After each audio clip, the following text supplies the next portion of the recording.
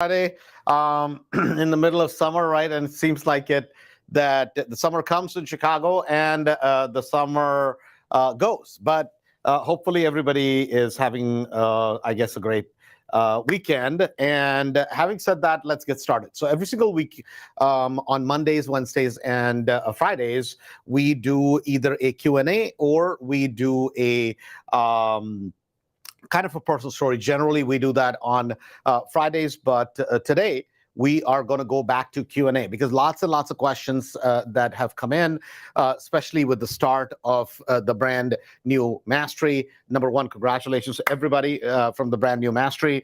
A ton of people in the new Mastery, and on top of that, a ton of people rearing to go. So it's really exciting.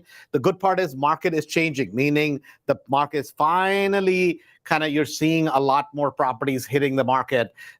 So finally, a lot of offers, right? So for right now, I am 3 of 21 right now. So we'll see if any of the offers we made get accepted. So 3 got accepted.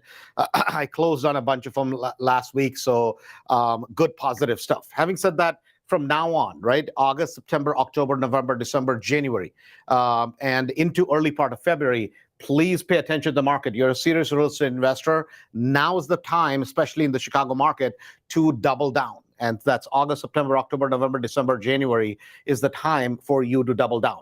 So we have some questions that we want to start with. So the first question that came in was, interest rates are high today and there's shortage of inventory. Is it a wise investment still to buy a property? My dad says don't buy a property right now because the interest rates are very high. So here's what you have to think about it is that, number one, why do we do investing, right? So the reason we do investing is to make more money, right? So that's the whole point of investing. If you're not going to make more money, then why would you want to invest? Meaning you're not going to just buy a property for the sake of buying a property. And you're especially not going to buy a property if it's going to cost you money in terms of investing. So I wanted to show you guys some numbers, and then you tell me whether this makes sense or not. And this is something for you to decide. So I just bought a property yesterday in Schaumburg, and I want to show you guys some numbers on that, and then we'll do the math together. So on this property, the taxes, let me put it in here, and oops, clear, enter.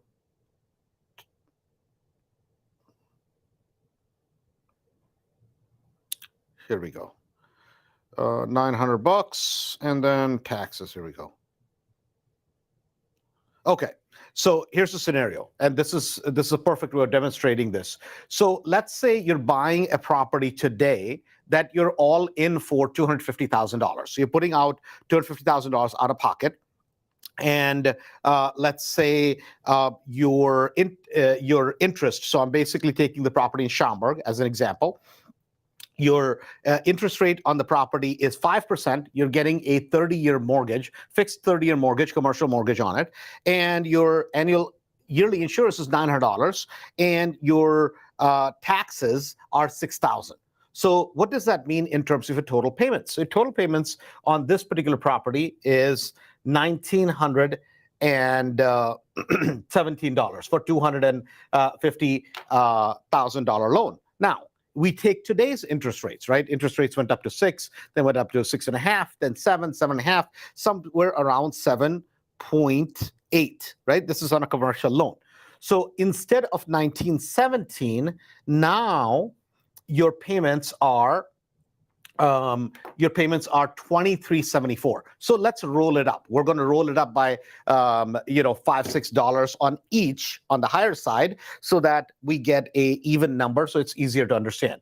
So 1920 versus 2375, right? So we kind of rolled up both the numbers. So what is the real difference between the two? Well, because the interest rates are higher by, and I said between what was my first figure? Did I take 6% or 5%? 6%, yeah. So between 6% versus 7.8%, if my interest rate is much, much higher in today's market, well, what is the difference? The difference is about $380 or $390, something like that, right? Somewhere in that, excuse me, 400 some dollars difference, right? And so from an investing perspective, if I'm buying a property for me to invest in, right? So now when the interest rates were 5%, right, versus today 7.8% on a commercial loan. So when were the interest rates about 5%? They were 5% for commercial property during Corona. After that, they've continued to tick up. They went up to 5.5, then 6, so on and so forth.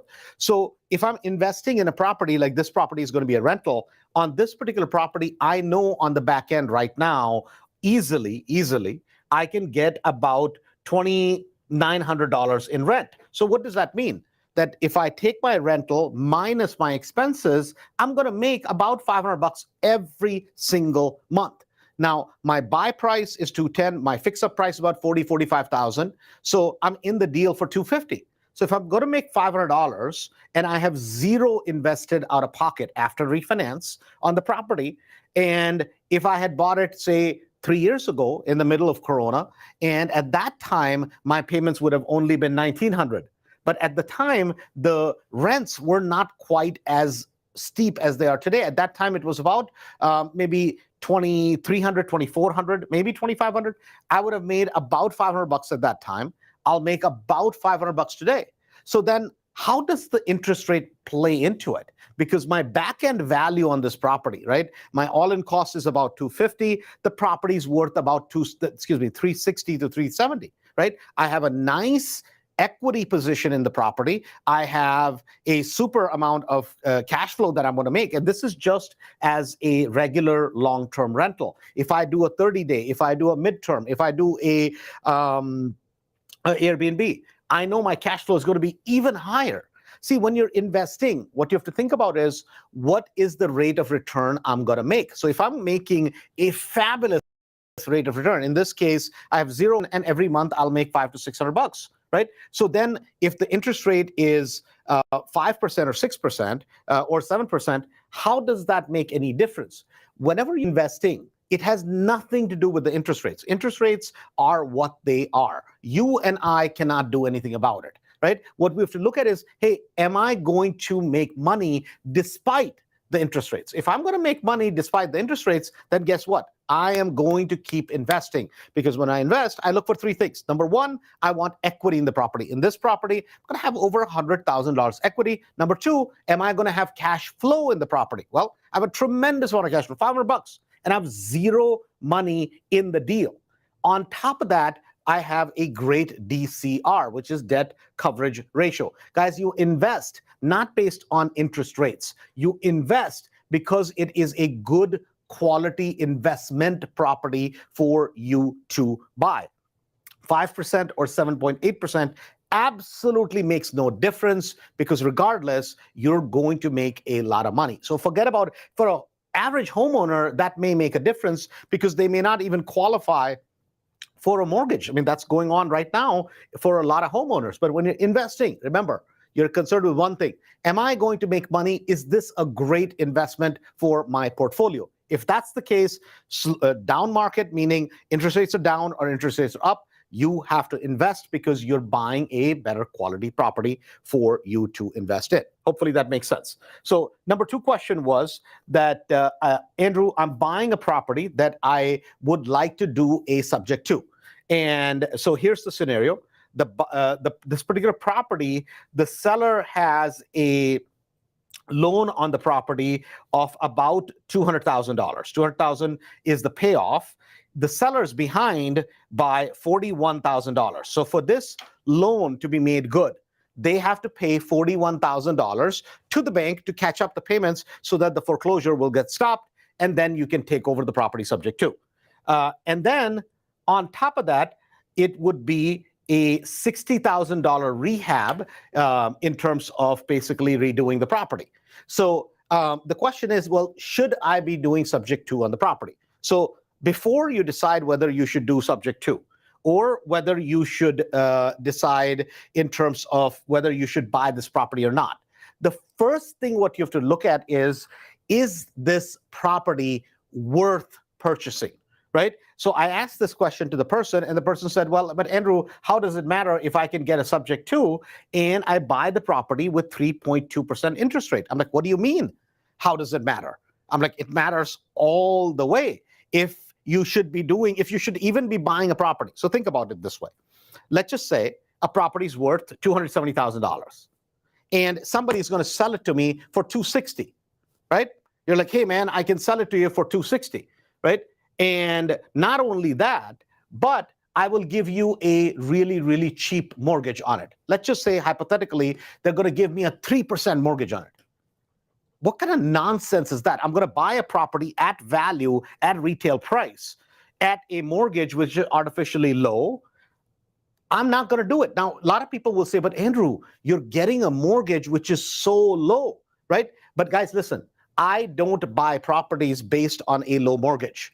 I buy properties because they make inherent sense, right? It can't be just because I have a low mortgage, so I'm going to buy the property, right? But some people say, well, but man, the property cash flows a lot, right? And there's no equity in it, but there's tons of cash flow in the property. And now, mind you, if you're that type of person that says, hey, I'm only going to buy the property if it just cash flows, and then that's fine. Guys, this is my suggestion to you. You're going to get yourself in trouble. It's not if you're going to get yourself in trouble, it's just a matter of when you're going to get yourself in trouble. The reason behind that is this, that one tenant doesn't pay, something goes wrong, something happens, you're going to be upside down in that property really, really quickly, right? So in this particular scenario, this person, number one, is going to have to come up with $41,000 to catch up the mortgage. So that's 41 they have to come up with. Then on top of that, they're going to have to come up with another $60,000 to be able to get the property in mint condition, meaning to be able to get a condition where another person can Airbnb it, midterm it, rent it, or flip it, or whatever they're going to do, right? Or in this case, if they're going to be, and then they have to take over, obviously, the existing mortgage subject to. So this person was all excited. They're like, oh my God, I can take this, I get this interest rate. I'm like, okay, great. Well, that's wonderful. There's nothing wrong with it. But now, where are you going to get the $41,000 from to catch up the payments? Where are you going to get the $60,000 to do the rehab? Because if you're buying a property subject to, nobody's going to give you a second lien position for the rest of the money, unless you have investors that are willing to put that kind of money in. But then what is going to be their rate of return on the property, right? Because if they're not going to get a good rate of return, it's not it. And the most important question is this, that just because you can do something doesn't mean you should. So he's like, Andrew, what do you mean by that? I'm like, man, listen, how much is this property really worth? Like, well, maybe the property is worth $280 on a good day. I'm like, listen, we're going into a winter market. If the property is only worth $280 and you're going to be in this deal by the time all is said and done, almost at $300,000, you realize that, right? He's like, yeah, but I thought I could take it subject to. So I'm like, listen, in a property like this, instead of doing a subject to, what you should be doing is you should be doing a short sale, right? We're going to go into winter months. We're going to go into fall. We're going to go into winter months. So the thing, it doesn't make sense to do a subject to on this property. What makes sense is to do a short sale. Because imagine this particular property, the amount of work that it needs, the basement has some water, there's some water issues, other issues, there's a little bit of mold in the house. And I'm like, listen, you show those pictures to the bank and say, oh my God, send them 2 or 3 estimates that there's this much work done, right? And the property is not in good condition at all. And now going into winter months from this point on, now if you do a short sale, guess what's going to happen? You're going to be able to buy this property somewhere around 140. Now it becomes a great deal because at 140, you put about 60 into it. Now on the back end, everything will fall in place and you'll have a brand new property. So it's like, well, is that what you would do? I was like, listen, I would put in a offer on the property for around $120,000. and I would send them a mold report, and I would send them, there's some asbestos in the property, and I would also send a letter from the inspector saying asbestos, presence of asbestos noted in the property. And guess what? Now it will become a great deal because you'll be able to negotiate it down. A lot of times, and I see this happening all the time today, is people will force subject twos to happen. And it doesn't make any sense. Subject to deals make sense sometimes when it is the right set of circumstances. So when does it make sense? So I'll give you guys an example. Farad just bought a property in LaGrange, right? So A area, great area, great area. So she took the property subject to the existing mortgage. So what does that mean? It's about a $300,000 mortgage. She's getting a rate from the seller for about 3 point some percent, 3.4, 3.5%. So she takes the property subject to the existing loan and then says, hey, in the next 7 years, I believe she said, that I'm going to go ahead and refinance the property. Why am I taking that subject to? Because number one, it's a great rate. I don't have to go put in another mortgage, so that I'm going to enjoy a great benefit of having a low rate. Then on top of that, once she buys the property, now she's going to have to do some work. So then she had to put out $45,000 out of her cash. So it comes from her cash flow because she owns a lot of properties today. Now she has $45,000 invested in the property, but guess what? That property on the back end is worth almost $460,000, $470,000. All in the deal at about $340,000. Back end $460,000 to $470,000. That makes a perfect sense to do a subject to, because the subject to in that case helps. Can she go put a new mortgage on it for $300,000 plus the $40,000, $45,000 she put out of pocket? Sure. But now it's going to reset, meaning the new mortgage is going to be somewhere around 7.8, 7.9. So her payments in that case are going to be more than double. It doesn't make sense for her to go originate a new mortgage. This is something that you have to be careful about, guys, when you're doing subject twos. It is not an end-all cure-all. It is not an end-all cure-all, and a lot of people are getting themselves into nasty transactions just because somebody agrees to a subject to. Subject to works under the right set of circumstances, and it certainly does not work all the time. And a lot of the times you can negotiate better prices, you can negotiate short sales, you can negotiate other situations that'll be more positive for you in the long run. Because if you get yourself into subject to situations where, guess what, you can't make payments, your tenants move out. The other day I talked to somebody, he took over a payment on a property, $550,000. So excited. He's like, man, I took out this payment, $550,000. On a subject to. I'm like, great. You have no equity in the property. If the tenant doesn't pay you, if the tenant leaves, you're going to get yourself in a hot water, because guess what? You don't have the ability to make payments, and you've literally bought the property at the top of the market. So that's something for you to think about. Hopefully that makes sense. The next question that was asked was, if there are suggested, I'm using the suggested parameters to comp a property and only can find a property, do I expand the search both time and distance? Okay, so I think I understand what the question is. So the question is that, hey, I have comparables that I'm looking at. There's not a lot of comparables. Generally, it's looked at within a 1 mile radius of the property and within the same town. Now, if there are no comparable properties within the same town, you can expand a little bit out. But understand, the appraiser sometimes will go out of the area. First, they're going to look in the same subdivision. Then they're going to go out. Then they're going to go out. So they're going to expand it to come up with a relatively reasonable comp so that they can give you the value. Yes, that's totally fine. Some of the areas where you don't have a lot of turnover, some of the areas where you can't get comps in the last 6 months or your property is unique, you can do that. You just have to be careful when you do that. Also, another thing I would suggest is if you're in a boutique area where you don't have a lot of turnover of properties, what I would do is I would call some of the local agents that do a lot of business, and I would ask them, hey, this type of property in this location, they'll probably know the location. What would that generally sell for in after repair value, meaning in good condition? And they can give you a number that would be much more realistic. So hopefully that makes sense. The next question was, good question, which is what service or company is the most effective, affordable, and efficient in terms of bulk mailings and postings, printing, blah, blah. Okay, so guys, there's a ton of them. There's a ton of these companies. You have Yellow Letter Marketing, there's literally, if you basically go in and say, distress seller postcards or blah, blah, all that kind of search on Google, you'll find a million of them, right? Literally. And a lot of them are fairly simple. A lot of them are a lot more complex. So it just depends on who you like. We have used a company called Click, C-L-I-C-K, Click 2, the number 2, Mail, M-A-I-L. They seem to be pretty decent. It's a pretty fairly user-friendly website to work with, but there's a lot of them. I mean, there's a lot of these softwares where they sell you the leads and they will do the mailings for you. This will just do the mailing for you. You can do envelopes, you can do small postcards, big postcards, depends on how fancy you want to get. Seems like they're pretty good and they seem to be very reasonable in terms of price. So that one is called Click to Mail. So hopefully that makes sense.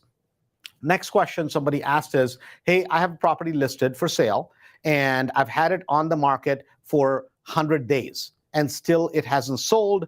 My agent keeps saying that the price we have it listed at is a really good price. So this property happens to be in the south suburbs. And this person, before the property went under contract, it fell apart twice because the buyers didn't qualify. Guys, listen, if you're in some of the suburbs today, that are in the south suburbs or south side, or in any suburb where you have mostly a C-class buyer, meaning it's a C-class suburb, so you're going to have a lot of blue collar buyers, you're going to have trouble, right? Because it's the dichotomy of the market today is very, very interesting. If you're in the A market and B market in Chicago, they are exceptionally strong. A markets and B market. If you're in the C and D markets, there is a lot of weakness there, and the weakness is not based on demand. The weakness is based on qualifications, right? We have never seen this before. Generally, like in 2008, when the market was soft, it was soft. It was soft across the board, right? In fact, A and B markets, there were not as much inventory because there was not as many foreclosures, but even there, the market was soft across the board.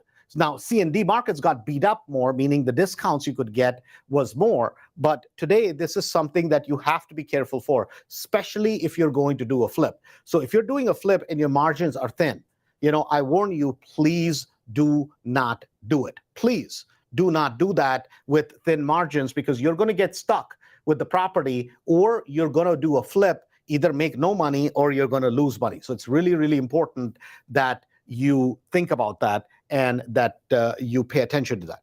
The next question was, where did it go? I am trying to show proof of funds and the agent does not, I'm trying to come up with proof of funds and my bank will not give me proof of funds. So if your bank will not, most banks, obviously, unless you have proof of funds there, they're not going to give it to you. You need to basically get a proof of funds, either from you have a 401k, you have a retirement account, whatever it is. Even though the money is not liquid, still you can give proof of funds from there. If you have savings, obviously it's easy. Otherwise, I would go to national, the letter R and E, funding.com. That's nationalrefunding.com. So that was a kind of a portal that was put together for Mastery, and you're welcome to get loans from there. You're welcome to get proof of funding from there. So what will happen is you go fill out your basic details. It's very simple, and Jesse will reach out to you and he will issue you a proof of funds. So then if your agent picks up the phone and calls him, hey, such and such person, did you pre-qualify them, approve them? Then he's going to go, yes. So that's the easiest way of getting proof of funds. Please don't go online and print out a BS proof of funds, because you're going to basically have issues when you go to get funding, because that is not real and other agents will catch it and you're not going to be able to get properties. So having said that, we are going to keep today's Q&A rather short, and we will talk to you next week on Monday. Busy weekend for me, at least tomorrow, and we will talk to you on Monday. This is Andrew. Guys, again, love, like, and share, and let your friends know about the lives that we do. Hopefully you get a lot of enjoyment out of it. Hopefully you get to learn something every Monday, Wednesday, and Friday. Thanks a bunch. Talk to you soon.